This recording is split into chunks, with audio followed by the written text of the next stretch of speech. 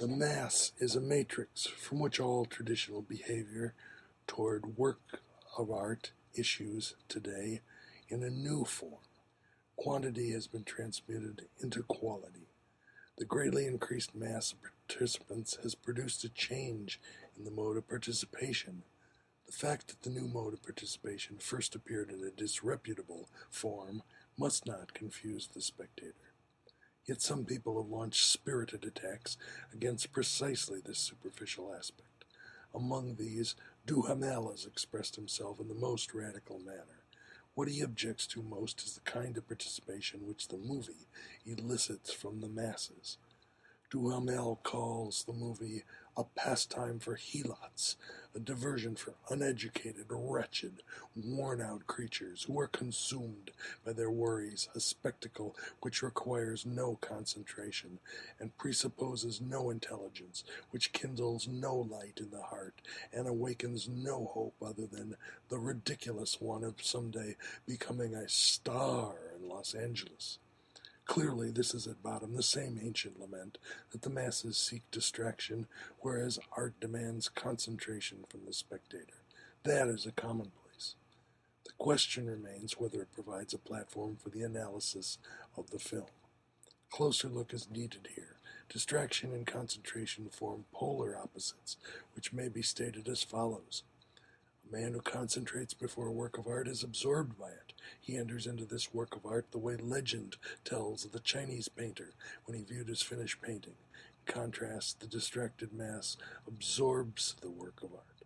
This is most obvious with regard to buildings. Architecture has always represented the prototype of a work of art, the reception of which is consummated by a collectivity in a state of distraction. The laws of its reception are most instructive.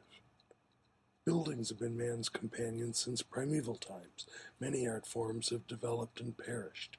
Tragedy began with the Greeks, has extinguished them, and after centuries its rules only are revived.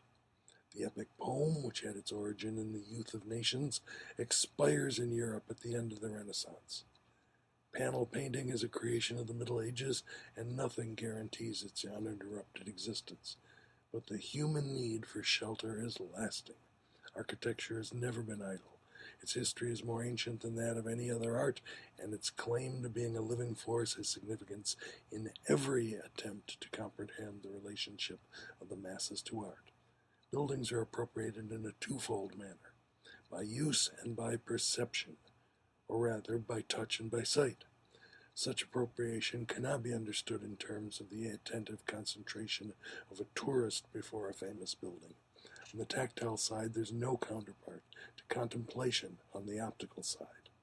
Tactile appropriation is accomplished not so much by attention as by habit.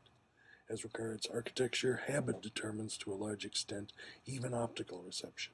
The latter, too, occurs much less through rapt attention than by noticing the object in the incidental fashion.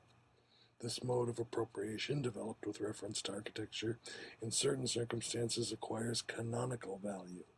For the tasks which face the human apparatus of perception at the turning points of history cannot be solved by optical means, that is, by contemplation alone. They are mastered gradually by habit, under the guise of tactile appropriation. The distracted person can form habits.